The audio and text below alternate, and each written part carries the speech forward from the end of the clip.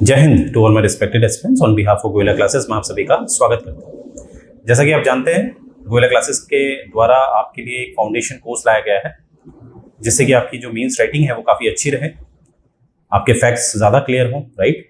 और हम शुरू कर रहे हैं फॉर दिस पॉलिटी क्लास 9 से, ठीक है। क्लास 9 से हम शुरू कर रहे हैं फॉर दी पॉलिटी, और हिस्ट्री के लिए हमने क्लास 6 के लिए रखा है। तो आइए, कल हमने जहाँ छोड़ा था पॉलिटी में, जहाँ पर हम चुनाव की बात कर रहे थे, जिसमें हम जनरल इलेक्शन की बात कर रहे थे, बाई इलेक्शन की बात कर रहे थे, फिर हमने आरक्षण का मुद्दा उठाया था जिसमें हमने देखा था कि जो कमजोर वर्ग है, समाज का जो कमजोर वर्ग है, उसके लिए आरक्षण का प्रावधान होता है चुनाव में, राइट। तो आइए उसको आगे बढ़ाते हैं। तो जैसे कि हमने SC/ST के बारे में बात की थी कल, आज हम देखेंगे जो अदर बैकवर्ड कास्ट होती है उसके लिए भी हमें प्रावधान मिलता है आरक्षण का। तो इसीलिए आजकल आप देखते होंगे जब भी जो लिस्ट आती है कैंडिडेट्स की, वहां पर आप देखते हैं कि कुछ जो सीटें होती हैं वो आरक्षित होती हैं, SC के लिए आरक्षित होती हैं, ST के लिए आरक्षित होती हैं, और जो हमारे OBC होते हैं उनके लिए भी आरक्षित होती है। एक बात आपने ध्यान देनी है, किसी किसी स्थानों में आप देखेंगे वहां पर हो सकता है ST की सीट आरक्षित ना हो, क्योंकि जो जनगणना होती है उसके आधार पर यह आरक्षण तय किया जाता है। तो कभी कभी ये देखा जाता है, जैसे कि कल हमने एक कंस्टिट्यूएंसी जो निर्वाचन क्षेत्र होता है उसके बारे में पढ़ा था। तो क्या होता है कि जो जनगणना होती है और ऐसा कोई क्षेत्र है जहां पर एक भी व्यक्ति ST नहीं है, ST वर्ग का व्यक्ति वहां नहीं रहता है, तो वहां पर ST सीट को आरक्षण नहीं दिया जाता है, क्योंकि उसका कोई भी तात्पर्य नहीं होता है अगर जनसंख्या नहीं है, राइट। तो ये बात आपने याद रखनी। आगे देखते हैं।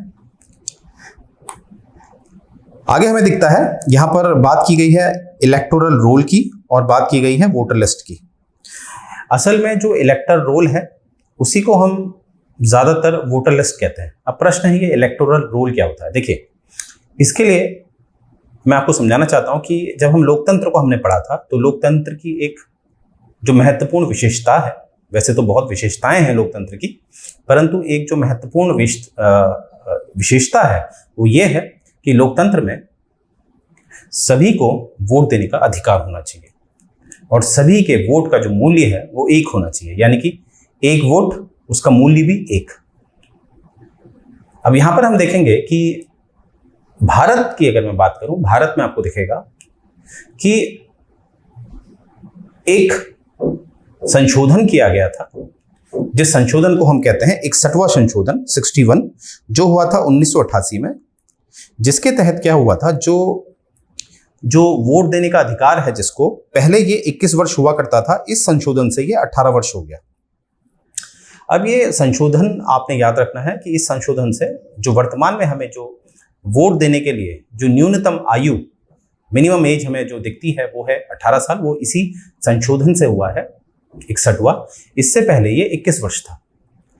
अब यहां पर जो भी व्यक्ति भारत का 18 वर्ष का है, चाहे वो अमीर है, गरीब है, चाहे पुरुष है, चाहे महिला है, किसी भी तरह का भेदभाव नहीं किया जाता है और उसको वोट देने का अधिकार होता है। अब देखिए, यहां पर आपको दिख रहा होगा जो 18 से कम उम्र के जो लोग हैं, जैसे 16 साल, 15 साल, इस तरह से, वो लोग वोट नहीं दे सकते, क्योंकि इतने वो सक्षम नहीं होता है। ये माना जाता है कि कभी कभी उम्र और अकल का संबंध होता है, तो एक उम्र चाहिए होती है किसी चीज को समझने के लिए, इसीलिए जो वयस्क नहीं है उनको वोट देने का अधिकार नहीं होता है। और वैसे ही कभी कोई जो क्रिमिनल होते हैं, मैं हर क्रिमिनल की बात नहीं कर रहा हूं, परंतु कभी ऐसे क्रिमिनल केसेस होते हैं या ऐसे अपराधी होते हैं जिनको भी उनके वोट देने के अधिकार से वंचित किया जाता है, ठीक है।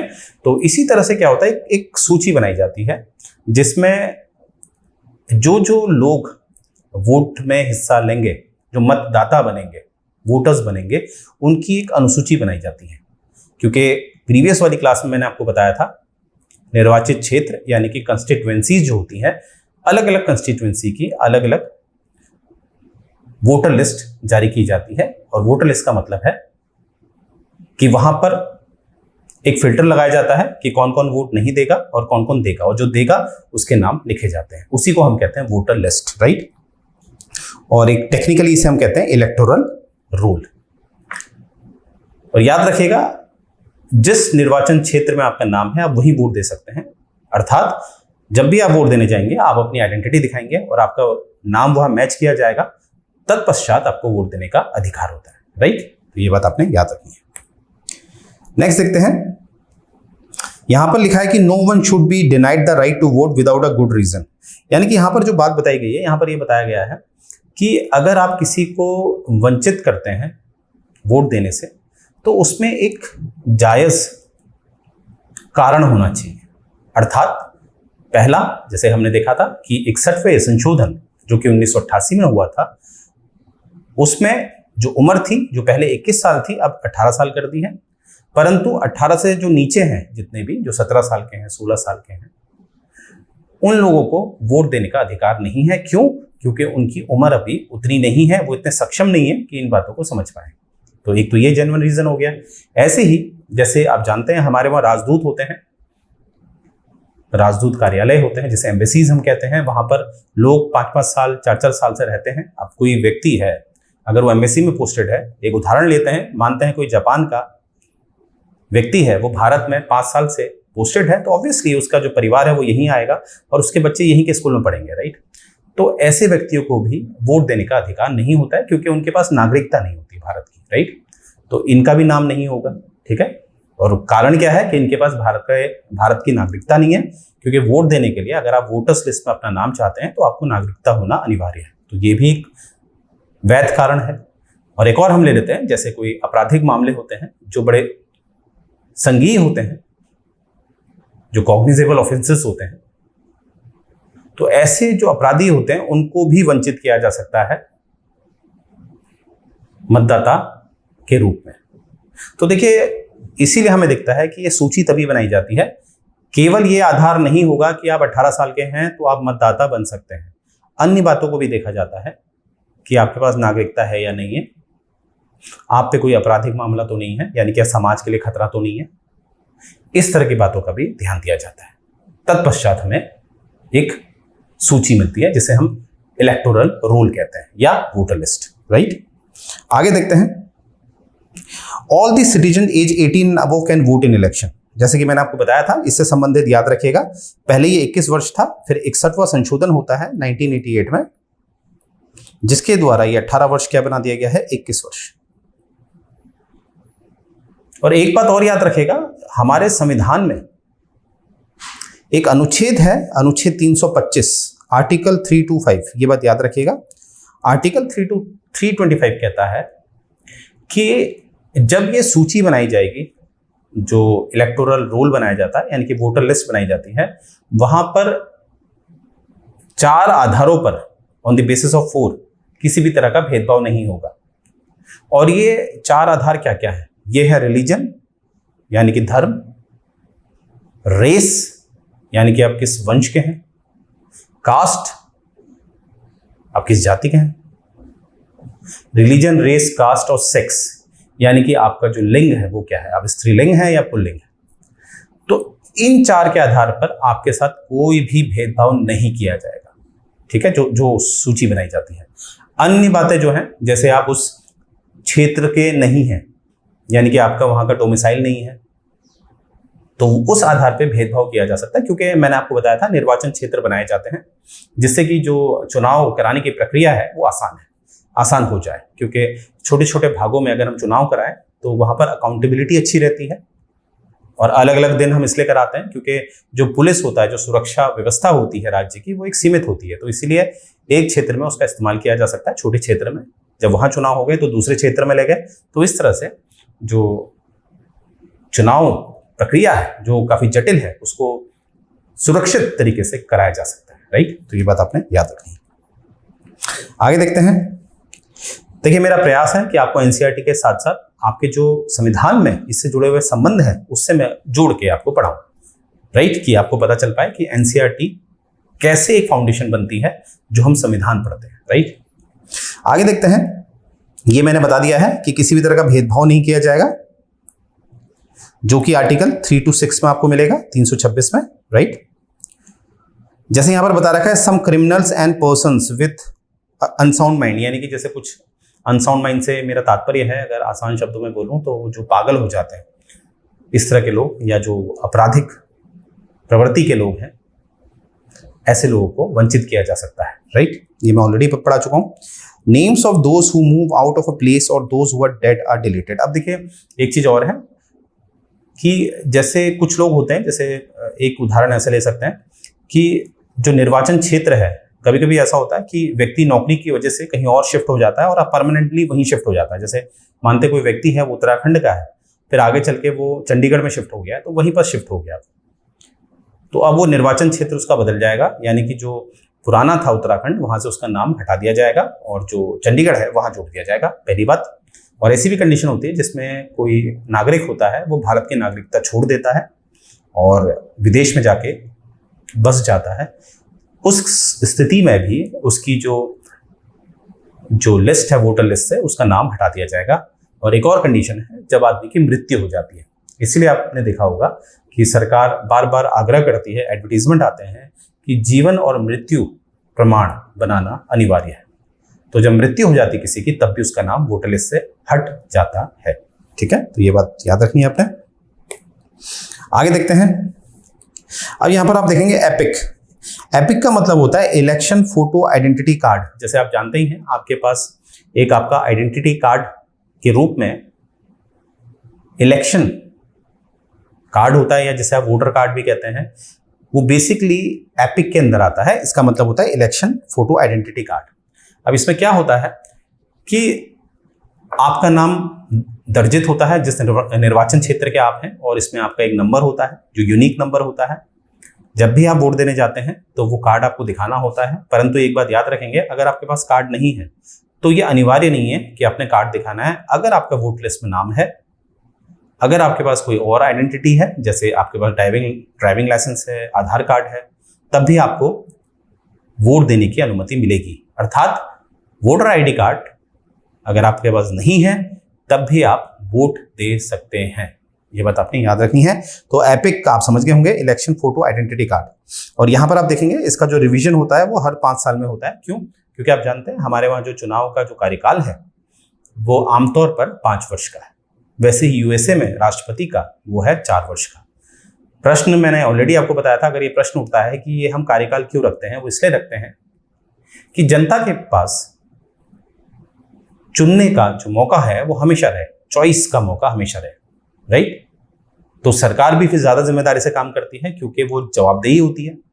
अगर वो नहीं कर पाई तो अगले चुनाव में उसका जीतना मुश्किल होता है, राइट। तो इसीलिए एक अंतराल रखा जाता है, और इस अंतराल को ही हम कह सकते हैं जिसने जो एक लोकतंत्र की एक प्रमुख विशेषता है, important part of the democracy, right. आगे देखते हैं। The voters are required to carry this card when they go out to vote. No one can vote for someone else. अब वोटर आईडी कार्ड बनाने का मकसद ही यह है कि जैसे कोई वोट देने जा रहा है, अब मानते हैं एक गांव में कोई व्यक्ति है, मानते हैं विनय कुमार नाम का, और किस्मत से यह है कि दोनों का जन्म एक ही दिन हुआ है तो उनकी उम्र भी एक आएगी। तो फोटो आइडेंटिटी कार्ड यहाँ काम आता है। उस फोटो के आधार पे आप चिन्हित कर लेते हैं वो कौन है, राइट। तो ये गड़बड़ी ना हो, कभी कभी ये गड़बड़ी हो जाती थी, तो इस वजह से ये आपका जो एपिक वाला प्रावधान है, यानी कि जो वोटर कार्ड वाला प्रावधान है, इसीलिए लाया गया, ठीक है। परंतु यहां पर आप देखेंगे, for voting the voters can show many other proof of identity card, जैसे कि राशन कार्ड। यानी कि मैंने ऑलरेडी आपको बता दिया कि अगर आपका वोटर कार्ड नहीं बनाया, आपने नहीं बना पाए, तो तब भी ऐसा नहीं है। अगर वोटर लिस्ट में आपका नाम है तो आप अन्य आईडी दिखा के, जैसे कि राशन कार्ड, ड्राइविंग लाइसेंस, इस तरह की अन्य आईडी दिखा के आप वोट दे सकते हैं। ये बात आपने याद रखनी है। शर्त यह है कि आपका वोटर जो लिस्ट है, जो इलेक्टोरल रोल है, वहां पर आपका नाम होना जरूरी है, राइट। आगे देखते हैं। अब देखिए यहां पर बताया है कि nomination of candidate, we noted about that in democratic election people should have a real choice. This happen only when almost no restriction to anyone contest an election. देखिए ऐसा है कि लोकतंत्र में ऑलरेडी मैंने पढ़ाया था, लोकतंत्र क्या बात करता है कि एक तो जो चुनाव है वहां पर आज़ादी होनी चाहिए। आज़ादी कैसे, मतलब देखिए चुनाव में 2 लोगों का अहम रोल है, मुख्य भूमिका है। कौन कौन सी है? एक जो चुनाव लड़ते हैं जिन्हें हम कैंडिडेट कह सकते हैं, और एक जो वोट देते हैं जिसे हम इलेक्टोरल कहते हैं, यानी कि वोटर्स कहते हैं आमतौर पर। तो अगर मैं कैंडिडेट के तरफ आकर बात करूं तो हमें दिखेगा कि कैंडिडेट के पास ये आज़ादी होनी चाहिए कि वो चुनाव में अपने हिसाब से, अगर वो किसी राजनीतिक दल से जुड़कर चुनाव लड़ना चाहता है तो उसमें वो स्वतंत्र रहे, या अगर वो निर्दलीय होके, यानी कि किसी भी जो राजनीतिक दल होते हैं, पॉलिटिकल पार्टीज होती हैं, उनसे वो नहीं जुड़ के चुनाव लड़ना चाहता है, तब भी वो स्वतंत्र रहे, लड़ सके। पहली बात। वैसे ही जो वोटर्स वाली बात मैं करूं, यानी कि जो इलेक्टोरल रोल में जो जिनका नाम होता है, उन लोगों के पास भी क्या होना चाहिए कि किसी भी तरह का दबाव नहीं होना चाहिए, वो फ्री होने चाहिए वोट देते समय। एक सीक्रेसी बना के रखी जाए। आपने देखा होगा जब भी आप वोट देते हैं तो आप जिस बैलेट में जाते हैं, उस बूथ में जाते हैं, वहां पर आपकी प्राइवेसी रखी जाती है। किसी को ये नहीं पता चल पाता है कि आपने किसको वोट दिया है। तो जब ये सीक्रेसी मेंटेन की जाती है तभी आप निष्पक्ष होकर अपने एक समझदारी से, अपनी एक रैशनैलिटी से वोट करते हैं। तो ये बात यहां पर बता रखी है। और यहां पर आप देखेंगे, अगर मैं बात करूं कैंडिडेट की, तो कैंडिडेट के लिए फ्री कैसे बना हुआ है? फ्री इसलिए बनाया है कि वो अगर 25 वर्ष का है, अगर मैं लोकसभा की बात करूं, लोकसभा के चुनाव अगर वो लड़ना चाहता है और अगर वो 25 वर्ष का है, फिर वो फ्री है। बस एक ही कंडीशन है कि उसकी न्यूनतम आयु, यानी कि मिनिमम एज उसकी कितनी होनी चाहिए? 25 वर्ष। ये कहां लिखा है? ये लिखा है आपके अनुच्छेद 84 में, आर्टिकल 84 में ये साफ लिखा है कि अगर लोकसभा के लिए आपने चुनाव लड़ना है तो आपकी कम से कम आयु होनी चाहिए 25 वर्ष, कम से कम, ज्यादा तो कितनी भी होगी चलेगा। वैसे ही राज्यसभा के लिए लिखा है कम से कम 30 वर्ष। कहां लिखा है? अनुच्छेद 84 हमारे संविधान का। ठीक है, और कोई शर्त नहीं, और आप फ्री हैं। फिर आपको जिस राजनीतिक दल से लड़ना है आप लड़ सकते हैं, स्वतंत्र होकर लड़ना चाहते हैं लड़ सकते हैं, जिसे हम निर्दलीय कहते हैं। वैसे ही अगर हम बात करें हमारे जो वोटर्स हैं उनके लिए 18 है। तो 18 तो मैंने आपको बता दिया है, ये 61वां संशोधन जो हुआ था 1988 में, तो उसके हिसाब से जो वोटर्स हैं उनकी न्यूनतम आयु 18 वर्ष, और आर्टिकल 84 में क्या लिखा है? जो कैंडिडेट होंगे 25 वर्ष। ये बात आपने याद रखनी है। और डोंट वरी, मैंने जैसे कहा था कि संविधान से जोड़ जोड़ के आपको पढ़ाएंगे, तो देखिए एनसीईआरटी में लिखा है कि स्वतंत्र होने चाहिए, चाहे वो कैंडिडेट हैं चाहे वो वोटर है, और इसीलिए हमें संविधान में दिखता है, जैसे एनसीईआरटी में क्या लिखा है कि स्वतंत्र होने चाहिए चाहे वो कैंडिडेट है या वोटर्स है, वैसे ही हमें संविधान में क्या दिखता है? हमें स्वतंत्र रखा है, परंतु एक जो एज है उसको रखा है ना। ऐसा तो नहीं कि बच्चे को भी लड़ा दें। तो इसीलिए संविधान ने इस बात का ध्यान दिया है, जो लोकतंत्र की मुख्य विशेषताएं हैं उनको मद्देनजर ये प्रावधान दिए हैं कि कैंडिडेट के लिए न्यूनतम आयु 25 वर्ष, अनुच्छेद 84 आर्टिकल 84, और वैसे ही जो वोटर्स हैं उनके लिए आयु 18 वर्ष। कैसे? 61वां संशोधन के द्वारा। आगे देखते हैं। अब देखिए यहां पर है टिकट की बात की गई है। टिकट मतलब आप समझते हैं, जैसे कि मैंने आपको बताया, अगर आप किसी पार्टी के द्वारा चुनाव लड़ना चाहते हैं, मुख्यतः क्या होता है कि पार्टी को हर कोई जानता है। कभी कभी ऐसे लोग होते हैं, जैसे आप जानते हैं भारत में जो लोग हैं आज भी वो पार्टी के हिसाब से वोट देते हैं। उनको इससे कोई फर्क नहीं पड़ता है कि कैंडिडेट कौन उठाया, उसकी क्या सोच है। ज्यादातर जो पार्टी होती है, जो राजनीतिक दल होते हैं, उसके हिसाब से लोग वोट देते हैं। तो ज्यादातर जो हमारे कैंडिडेट्स होते हैं जो चुनाव में लड़ते हैं, वो कोशिश करते हैं उनको टिकट मिल जाए। अब टिकट से क्या तात्पर्य है? किसी पार्टी का एक अप्रूवल मिल जाए, यानी कि वो पार्टी के नाम से चुनाव लड़े। जैसे अगर मैं चुनाव लड़ना चाहता हूं बीजेपी के नाम से, तो पहले बीजेपी मुझे टिकट देगी, उसके पश्चात मैं चुनाव लड़ूंगा। और अगर मैं किसी से भी टिकट नहीं लेना चाहता हूं, तब मैं कहलाता हूं निर्दलीय, इंडिपेंडेंट, निर्दलीय चुनाव लड़ते हैं। ठीक है, तो ये बात आपने ध्यान देनी, इसी को टिकट कहते हैं।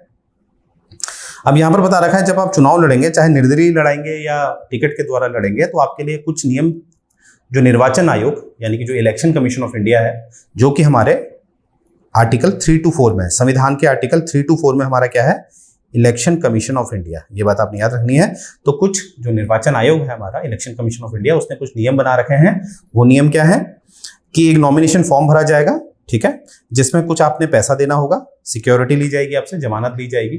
ठीक है, अब यहां पर देखेंगे, अब कुछ हाल ही में एक नया तंत्र जोड़ा गया है, जिसमें क्या है कि आपको क्या करना है, अपने बारे में जो भी आपने अपने खिलाफ घोषणा करनी है। अपने खिलाफ घोषणा मतलब आपके पास कितनी संपत्ति है, आप पे कोई न्यायिक मामले तो नहीं चल रहे, ये भी आपको बताना होता है। और ये सारा पब्लिक हो जाता है। क्यों?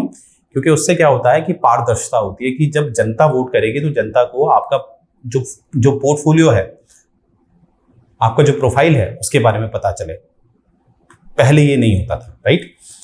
और देखिए यहाँ पर जो सिक्योरिटी डिपॉजिट है, इसको हम जमानत कहते हैं। अगर आप एक मिनिमम अमाउंट का जो वोट होता है, अगर आप वो भी नहीं लाए, यानी कि आपको कोई वोट पड़े ही नहीं या ना के बराबर पड़े हैं, तब आपकी ये जो जमानत होती है ये जब्त कर ली जाती है, यानी कि जो सिक्योरिटी आपको वापस नहीं की जाती है, राइट। आगे बढ़ते हैं। तो यहां पर आप देखेंगे every candidate has to make a legal declaration. ये मैंने बताया आपको, डिक्लेरेशन एक घोषणा करेगा, वो कानूनी घोषणा कि मेरे पास क्या क्या है, उसमें क्या क्या बताना है, कि कोई सीरियस क्रिमिनल केस तो नहीं चल रहा है, पहली बात। जितनी भी आपके पास पूंजी है, जागीरें हैं, कोई देनदारी है, वो सब आपको जो उजागर करनी पड़ेगी। आपकी देनदारी है या आपके परिवार की देनदारी है, और जितनी आपके पास प्रॉपर्टी है वो भी आपको दिखानी पड़ेगी, सारा ब्यौरा देना पड़ेगा उसका। आपकी जो एजुकेशनल क्वालिफिकेशन है, आपकी ये जो कितने पढ़े लिखे हैं आप, इस तरह की बातें, तो ये सब क्या होता है, इसको पब्लिक किया जाता है। फिर इसको क्या कर दिया जाता है, पब्लिक। अब देखिए ऐसा क्यों किया जाता है, जैसे कि आप देखिए, जैसे मैं एक उदाहरण लेते हैं कि मैंने चुनाव लड़ा और मैंने ये दिखाया मेरे पास एक गाड़ी है, एक घर है, ठीक है। अब मैंने चुनाव लड़ा और मैं जीत गया, और एक वर्ष में ही पता चला जो मेरे पास एक गाड़ी थी वो 4 गाड़ी हो गई है, एक घर के बदले मेरे पास 4 घर हो गए हैं।